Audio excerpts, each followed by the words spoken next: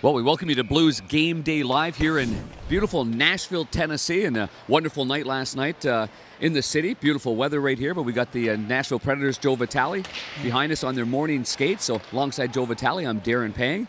We're looking forward to tonight's game. I mean, obviously, tough couple of days. You've got a situation where a good man lost his job, and obviously when he took over from Ken Hitchcock, Mike Yeo did a tremendous job with this hockey club.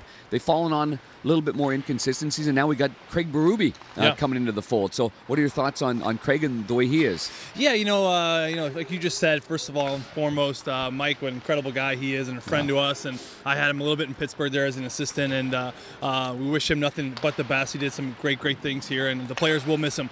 Moving on with Chief, as they call him, I tell you what, an intimidating guy. He demands a lot. He's a fair guy. Had a chance to catch up with Braden Shen a little bit about him yesterday. He was with him in Philadelphia.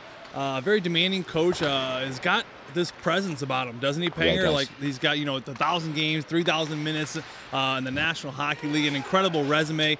I think feared in a good way. I think by the players and the people around him, which is I think a healthy thing. But that overall presence about him, when he's in that room, if you can't see him, you feel him, don't you? Well, you definitely can, and I think it's just the way he speaks. It's a very simple tone. He doesn't mince very many words, and I think his approach to these players are going to be very, very simple. And Joe, I like accountability. He talked an awful lot about improving the practice habits and maybe the pace, and even yesterday at practice and. Just some of the defending stuff, the intensity on the defending side of the puck. He's going to command that from these players. Interesting, he took over for Peter Laviolette, that's done a heck of a job as the head coach here of the Nashville Predators when Laviolette was let go of the Philadelphia Flyers, and obviously Craig Berube took over for him there. Everybody that's played under Craig Berube has really admired the way he does things. He gets a lot out of players, but the young players especially. Vince Dunn yesterday told me that he's the best coach he's ever had. No questions asked. He had him with the Chicago Wolves when Doug Armstrong, put him in charge of the Wolves in the American League. No coincidence that the development of the Blues young players really started going in a real positive way. So that's going to be something else. Is there any other areas of the game, tactically and tactically? Wow, technically and tactically. Spit that one out. I think that we're going to see probably a group that under Berube, a group that I think is going to hopefully come in with a little bit more energy and passion. Yeah. Doug Armstrong yesterday at the press conference, I thought an important point he brought up was how the St. Louis Blues don't draw enough penalties. Yeah. And when you're not drawing enough penalties, usually it's because you're not skating the areas, you're not getting in those hard areas in front of the net, you're not making guys pull you down. I think technically or tactically, whatever one that is, I think drawing more penalties through more effort, through more grittiness, getting to rough areas of that ice, we're going to see hopefully a little bit more of that at St. Louis Blues. And scoring goals. Come on dry times right now. Yes. It's been since Vegas when Oscar Sundqvist scored a goal. So the Blues are over almost 150 minutes of scoreless hockey, and it's really the second drought that they've had that's consecutive. Lines looked like they were tweaked up a little bit.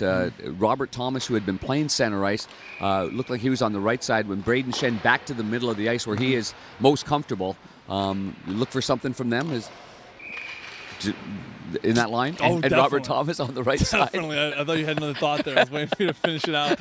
I like, it's the first time we're going to see. We're going to see Robert Thomas on the wing, and I like Robert Thomas's speed right now. I really do. Yeah, me too. I think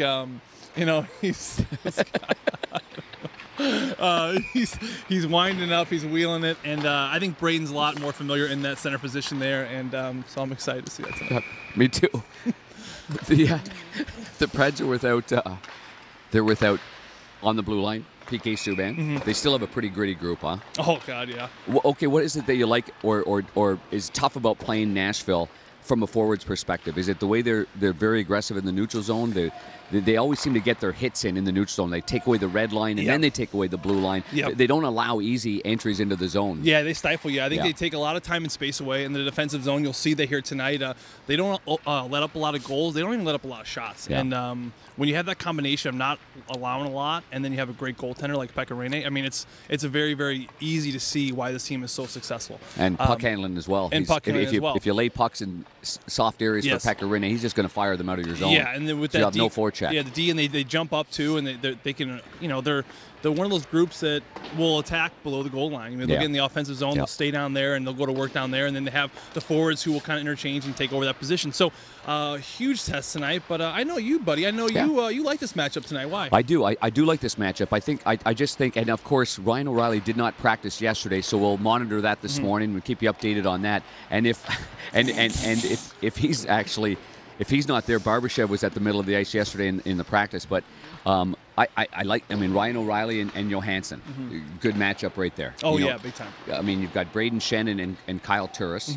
You've got Nick Bonino that you know pretty well, and good, solid, So I think the Blues match up terrifically in the middle of the ice. And face-off wise, you win a lot of face-offs that way. Yeah. Obviously, looking at Ryan O'Reilly and the way he played, boy, I think it's a good matchup. I do too, and I think that you look at, two games really stand out for me, and when you look at tough opponents on the road. Toronto Maple Leafs. Yep. We came into Toronto and we pretty much had our way with them, I thought. Then we backed it up in Winnipeg, another premier team on the road. For three-quarters of that game. Three-quarters of that game, we had them on the ropes, and we just let it slip away. We still stole the point. I look at this game as the third top game on the road of the year, and both games before this, the Blues have played very well. I had a coach once tell me, it was John Hines, it's that gladiator effect. You know that movie Gladiator? Remember in the Coliseum? They come in there and there's lions and tigers and bows and arrows and swords, but all the gladiators came together in the middle, right? Yeah, they sure did. Because when you get nervous in a game like this, tough environment, tough team, come together, you get through these games together. Yeah, absolutely. Yep. I was sort of a Braveheart fan myself, but yeah, I think they should play that clip in the locker room for the Blues. That'll get them going. That'll get them up and running. Actually, I think the players will be fired up for this game. Yeah, it's they a will. good it's a good building to come into. It's a Central Division battle. Nashville's pretty much flying right now, so a good moment for Craig Berube to step in here and feel the heat. Tough schedule coming on. Obviously Thanksgiving, and then you've got back to back with Nashville on Friday, and then Winnipeg on Saturday. You doing for Thanksgiving, big guy? You got a big family? Yeah, big group. About 45 people coming to my house. My wife's home. And she's cooking right now. She's hosting. She's decorating. We're doing the whole bit. So, good for and I'm you. here in Nashville. So. Well, I love that. How about you, buddy? I'm same thing, but four of us. Okay. Well, Not quite as big as the Vitale family, that's for sure. That's a lot of fun. That's we're Pangs and you're Vitales. That's right. That's a lot of people. Well, listen, happy Thanksgiving to you, all of our Blues fans as well, and good luck to Craig Berube tonight in his debut as the head coach of the St. Louis Blues. It's an honored position, and he's got a good opportunity here to turn things around for the St. Louis Blues. The game time tonight, 7 o'clock, puck drop, 6:30 for the pregame on both KMOX, Joe Vitale and Chris Kerber, and of course John Kelly and I have the call at 7 o'clock on Fox Sports Midwest. So enjoy your day, tune in, and have a very safe and happy Thanksgiving. For Joe Vitale, I'm Darren Pang. Good day, everybody.